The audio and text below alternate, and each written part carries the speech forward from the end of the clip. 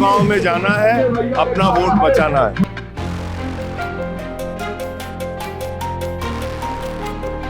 इन 272 kilometre सड़कों पर चलने के बाद क्या समझ आ रहा है आपको कि उत्तर प्रदेश में क्या हो रहा है? आ रहा है कि प्रदेश के लोगों के मन में बेचैनी है बहुत सारे सवालों को लेकर। 4 करोड़ वोट अगर कट जाएगा तो आप कल्पना कीजिए कि कोई चुनाव क्या बचेगा। कि क्रिसमस जैसे त्योहार पे चर्च में तोड़फोड़ हो रही है, पादरी को धमकाया जा रहा है। हम अपने देश में अल्पसंख्यकों के साथ वही व्यवहार करें जो बांग्लादेश में हिंदू अल्पसंख्यकों के साथ हो रहा है, ये जस्टिफाई नहीं है। बिहार के चुनाव के पहले ही मैंने कहा था ना कि SIR हुआ तो NDA की जीत पक्की है। चुनाव आयोग को SIR कराने की इजाजत ही नहीं है संविधान के तहत। तो लेकिन हार तो आपकी हो ही रही है ना। तो भाई जब तक ये गड़बड़ियां नहीं रुकेंगी इसको आप हार कैसे मान सकते हैं? इसको बेईमानी कहिए ना। क्या जो 27 में चुनाव होगा गठबंधन पर बात हुई समाजवादी पार्टी और आम आदमी पार्टी की? मैं आपसे कह रहा हूं आपके सारे प्रश्नों का उत्तर मार्च अप्रैल के बाद पंचायत के चुनाव खत्म हो जाएंगे तब आप पूछिएगा। संजय जी फंसते नहीं है। एक चर्च के सामने हनुमान चालीसा पढ़ा जा रहा है तो क्या ये बजरंगबली जी ने कहा है वोट खत्म तो राशन खत्म कर देंगे, वोट खत्म तो PM आवास योजना के जो लाभ मिलते हैं वो खत्म कर देंगे, वोट खत्म तो आयुष्मान कार्ड खत्म कर देंगे।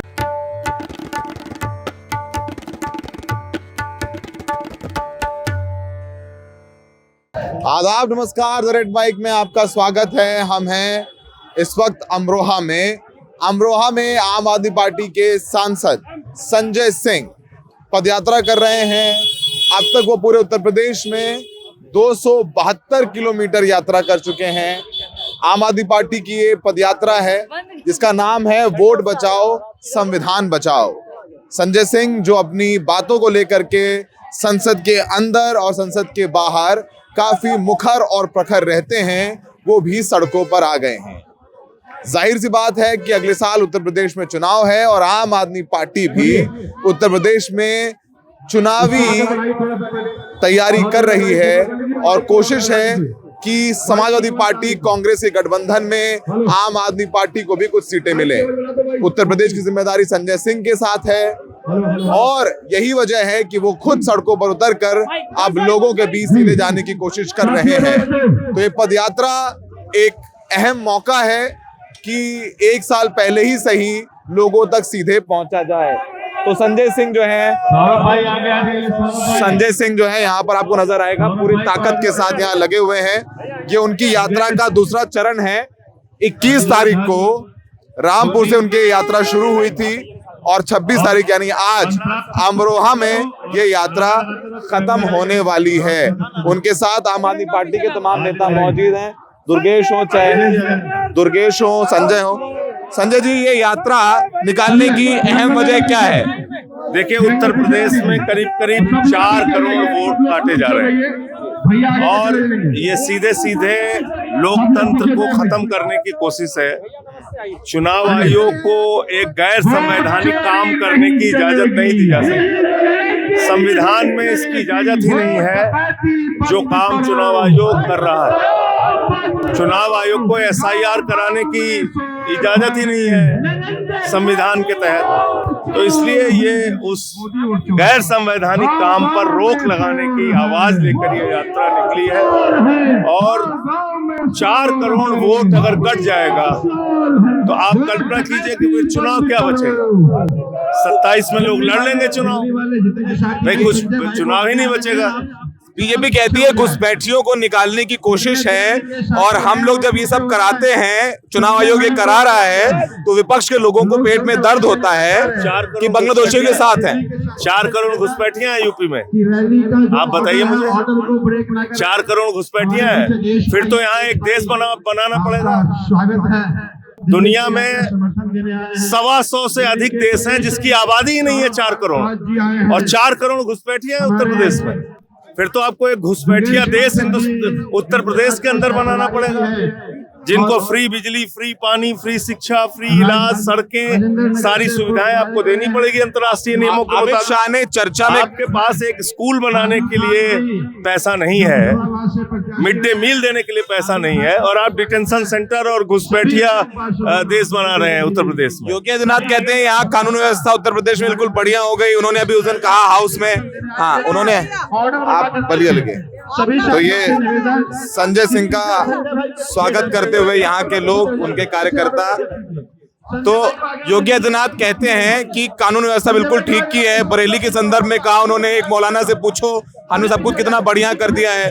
तो योगी आदित्यनाथ कहते रहते हैं ये सब सारी बातें। बरेली कल आप नहीं गए? एक चर्च के सामने हनुमान चालीसा पढ़ा जा रहा है, तो क्या ये बजरंगबली जी ने कहा है? हनुमान चालीसा पढ़ने के लिए बजरंगबली जी ने कहा है, हनुमान जी ने कहा है? आप दूसरे धर्मों का अपमान करें और पूरे दुनिया में हिंदू धर्म को बदनाम करें, ये भगवान ने कहा है आपको? संजय जी, अगले साल यहाँ भी चुनाव है, आम आदमी पार्टी भी लड़ेगी। योगी आदित्यनाथ 80 बनाम 20 की बात करते हैं, वो एक बहुत बड़ी चुनौती है उत्तर प्रदेश में। देखिए, मैं तो लोगों से कह रहा हूं कि अपने मुद्दे पे इकट्ठा होइए, इनके नकली नारों के चक्कर में मत फंसिए। आपकी जिंदगी से जुड़े हुए जो मुद्दे हैं, उन मुद्दों पे सवाल पूछिए सरकार से, और वो काम अगर आप नहीं करेंगे तो हर चुनाव के बाद खाली रोना ही हाथ लगेगा और कुछ नहीं लगेगा। आज आपकी यात्रा के 272 किलोमीटर पूरे हो जाएंगे। इन 272 किलोमीटर सड़कों पर चलने के बाद क्या समझ आ रहा है आपको कि उत्तर प्रदेश में क्या हो रहा है? आ रहा है कि प्रदेश के लोगों के मन में बेचैनी है बहुत सारे सवालों को लेकर। कहीं गन्ना किसान मिलते हैं कि उनके फसल का दाम नहीं मिलता, कहीं आशा बहु, आंगनबाड़ी, शिक्षा मित्र, रोजगार सेवक, ऐसे तमाम संगठन के लोग मिलते हैं जो आज अपने आप को नियमित करने की लड़ाई लड़ रहे हैं। मजदूर मिलते हैं जिनको मजदूरी नहीं मिलती। तो ऐसे तमाम लोगों की मुलाकात इस दौरान हुई, और अभी खास तौर से इस यात्रा के दौरान, रामपुर से अमरोहा के दौरान, वोट जिस तरह से काटे जा रहे हैं उसकी शिकायत करने वाले बड़ी संख्या में लोग मिले कि उनका नाम किस तरह से साजिश के तहत काटा जा रहा है। संजय जी, चुनाव उदाहरण दे रहा हूँ, 14 लाख वोट मुरादाबाद में काटे जा रहे हैं, करीब करीब औसतन 2.25 लाख वोट एक विधानसभा में। आप सोच लीजिए कि फिर चुनाव क्या बचेगा? वोट खत्म तो राशन खत्म कर देंगे, वोट खत्म तो पीएम आवास योजना के जो लाभ मिलते हैं वो खत्म कर देंगे, वोट खत्म तो आयुष्मान कार्ड खत्म कर देंगे, और अब ये तो 4 हाथ और आगे बोल रहे हैं कि भाई हम इसमें डिटेंशन सेंटर में रखें। फिर क्या बचेगा? संजय जी, वोट अमित शाह कहते हैं कि चुनाव विपक्ष हार जाता है, बिहार भी हार गए, और फिर जब कोई कारण नहीं मिलता तो आप लोग जो है चुनाव आयोग। बिहार के चुनाव के पहले ही मैंने कहा था ना कि SIR हुआ तो एनडीए की जीत पक्की है। मैंने तो पहले कहा था, रिजल्ट तब भी नहीं आया था, और इसलिए मैंने कहा था कि अब तो आप उठा के देख लीजिए, 60,000 वोट, 70,000 वोट, 50,000 वोट एक विधानसभा में काट दिए। फिर उसके बाद 5,000, 7,000, 8,000 वोट से बीजेपी जीत गई। तो ये कोई जीत थोड़ी हुई। दिल्ली का उदाहरण लीजिए आप, केजरीवाल साहब की विधानसभा में 42,000 वोट काट दिए गए, 42,000 वोट, और 42,000 वोट काटने के बाद 4,000 वोट से केजरीवाल साहब हार गए। तो ये कोई हार थोड़ी हुई, ये तो बेईमानी हुई ना। संजय जी, तो फिर ये भी कहा जाता है कि चुनाव आयोग तो मान नहीं रहा। आज राहुल गांधी ने यात्रा कर ली बिहार में, आप उत्तर प्रदेश में यात्रा कर रहे हैं, चुनाव का बायकॉट क्यों नहीं करते? एक चीज मुझे बताइए, जब ये तीनों काला कानून लेके आए थे तो उस समय मान रहे थे? 1 साल तक किसान सड़कों पर बैठा तो प्रधानमंत्री को काले कानून वापस लेने पड़े। किसान यूनियन के पास तो कोई विधायक सांसद भी नहीं थे। तो आज जो राजनीतिक दल जिनके पास विधायक है, सांसद है, जिनको चुनाव लड़ना है, उनके पास जनसमर्थन है, लंबी लड़ाई के लिए निकले। अब अरविंद जी भी चुनाव हारे, बिहार में विपक्ष चुनाव हारा, तो लेकिन हार तो आपकी हो ही रही है ना। तो भाई, जब तक ये गड़बड़ियां नहीं रुकेंगी, इसको आप हार कैसे मान सकते हैं? इसको बेईमानी कहिए ना। ये तो बेईमानी हुई ना, बेईमानी करके बीजेपी जीत रही है ना। बताइए क्या ये फेयर गेम है? क्या ये समान अवसर चुनाव लड़ने का मिल रहा है सभी राजनीतिक दलों को? संजय जी, दूसरी बात, सवाल सबके दिलों में है, आपके और अखिलेश यादव के संबंध व्यक्तिगत बहुत अच्छे हैं, राजनीतिक तौर पे भी अच्छे हैं। क्या जो 27 में चुनाव होगा, गठबंधन पर बात हुई समाजवादी पार्टी और आम आदमी पार्टी की? अरे अभी तो मैं कुछ मुद्दों को लेकर लड़ाई लड़ रहा हूँ, नंबर 1। नंबर 2, अभी पंचायत के चुनाव उत्तर प्रदेश में है, 26 में, मार्च अप्रैल में होगा, उस पे हमारा फोकस है। संजय जी, आप राजनीतिक व्यक्ति हैं, एनजीओ नहीं चला रहे हैं, आप राजनीतिक व्यक्ति, मैं जानता हूं आपको। मैं कहाँ कह रहा हूँ कि मैं सीधा सवाल जवाब दीजिए ना। थोड़ी है राजनीति, कोई बुरी चीज थोड़ी है, लेकिन बताइए गठबंधन होगा कि नहीं होगा? राजनीति पवित्र मन से, अच्छे मन से कर रहे हैं तो आप जनता के लिए काम करेंगे। गठबंधन मैं आपसे यही कह रहा हूँ, पहले पंचायत के चुनाव बीतने दीजिए, उसके बाद आपके सारे सवाल का जवाब दूंगा। मार्च अप्रैल तक अभी हमारा फोकस पंचायत के, जिला पंचायत के चुनाव पर है। उसके बाद आपके तभी जितने भी सवाल हैं, सभी सवालों के संसद में चाय वाय पे चर्चा होती है अखिलेश यादव और आपकी?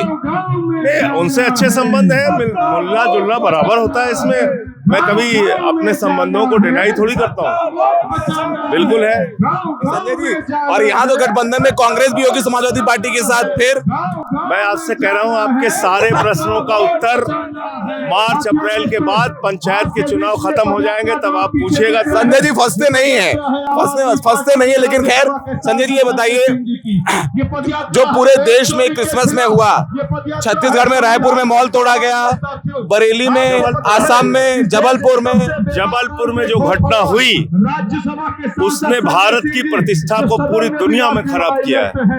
एक नेत्रहीन महिला को बीजेपी की महिला नेता ने जिस तरह से गाली देते हुए उसकी छोटी सी बच्ची के सामने कहा कि इस बच्ची से धंधा कराने लाती हो, ये कितनी शर्मनाक बात है। और इससे दुनिया में भारत की क्या छवि बन रही होगी? या जो भारतीय वहां रहते हैं, ऑस्ट्रेलिया में, न्यूजीलैंड में, यूएस में, यूके में, वो बेचारे क्या सोच रहे होंगे? कितनी शर्मिंदगी उनको उठानी पड़ रही हो कि क्रिसमस जैसे त्योहार पे चर्च में तोड़फोड़ हो रही है, पादरी को धमकाया जा रहा है।